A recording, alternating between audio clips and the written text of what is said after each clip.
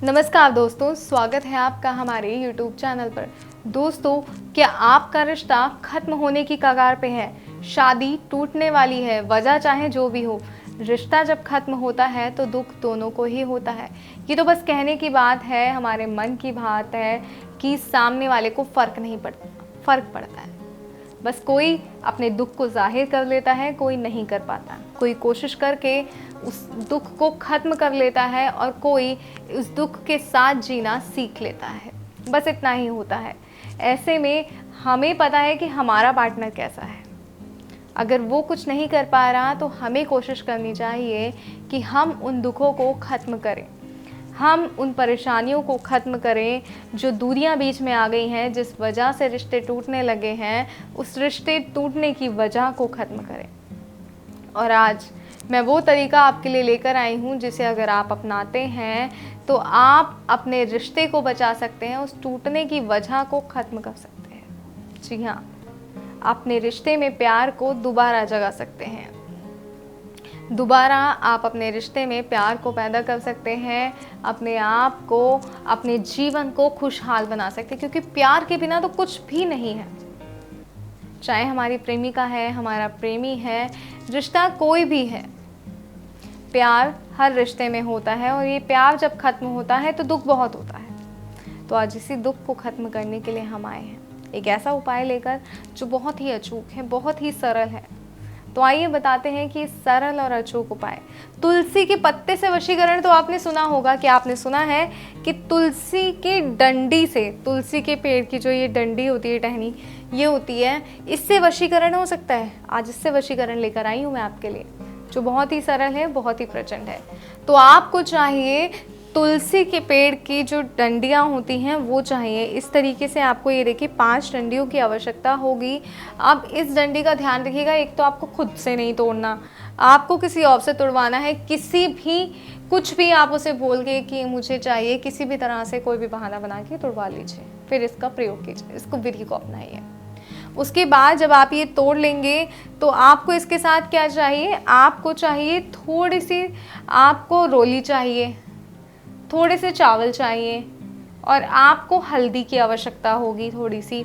अब आपको इसके साथ एक कलश की भी आवश्यकता पड़ने वाली है, एक कागज़ की आवश्यकता होगी, एक स्टेपलर अगर आपके पास है तो वो भी ज़रूरी है इस विधि के लिए, वो भी आप अपने पास रखिएगा। एक लाल कपड़े की आवश्यकता होगी।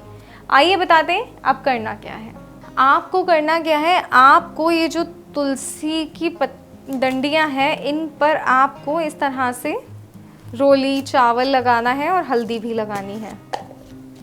जी हाँ, ये देखिए, ऐसे आपने इनको रोली चावल हल्दी सब इस पे लगा लेना है और मंत्र का उच्चारण करना है। 11 बार आपको मंत्र का उच्चारण करना है। ये सब लगाने के बाद, इसके बाद आपको एक धागे की मदद से इन सब को बांध लेना है।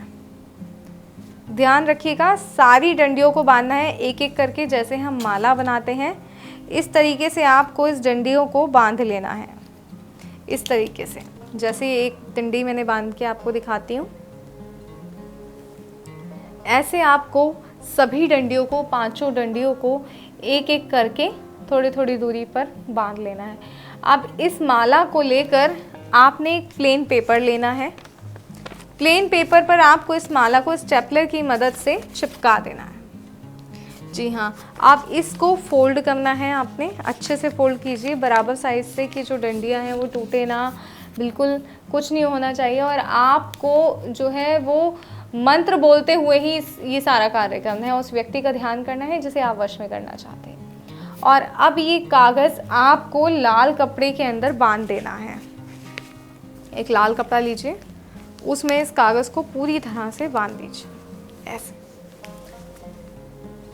बांध कर एक जो कलश मैंने आपको बताया था, इस कलश में इसको डाल दीजिए। सारा कार्य मंत्र उच्चारण के अंदर ही करना है। 11 बार आपको मंत्र का उच्चारण करना है। जब आप ये कर लेंगे, बांध लेंगे, उसके बाद आपको ये इसमें डाल देना है। उसके बाद आपको कपूर की सहायता से, जी हाँ, कपूर की सहायता से आपको इसे जला देना है। ये पूरी तरह जल जाना चाहिए, इस बात का खास तौर पर ध्यान रखिएगा। पूरी तरह इसमें जो भी आपने सामान डाला है, कागज़ है, तुलसी की डंडियाँ हैं और जो लाल कपड़ा है जिसमें हमने बांधा है, ये पूरी तरह जल जाना चाहिए। इसके जलने के बाद जब ये जल जाएगा तो आपने इसकी राख को ले जाकर इस कलश के समेत आपने बहते हुए जल में प्रवाह कर देना है। बहते हुए जल में जब आप इसे प्रवाह कर देंगे, उसके बाद आप देखेंगे कि आपने जो मंत्र का उच्चारण किया था वो मंत्र कितना शक्तिशाली था, ये विधि कितनी ताकतवर थी कि आपका जो प्यार है वो आपके पास लौट आया है।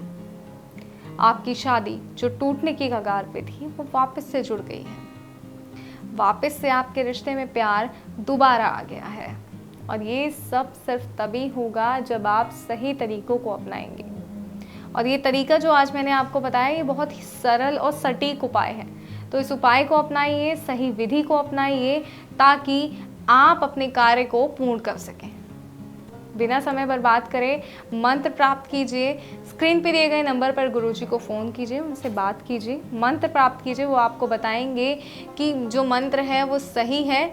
उस मंत्र को प्राप्त कीजिए। ग्रह और राशि के हिसाब से सबके मंत्र अलग अलग होते हैं, तो अपना ग्रह और राशि के हिसाब वाला मंत्र प्राप्त कीजिए।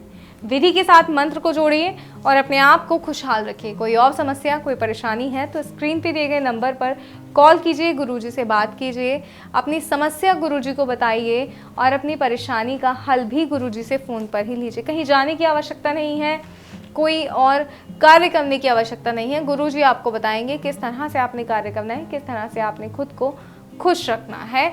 जय माता दी।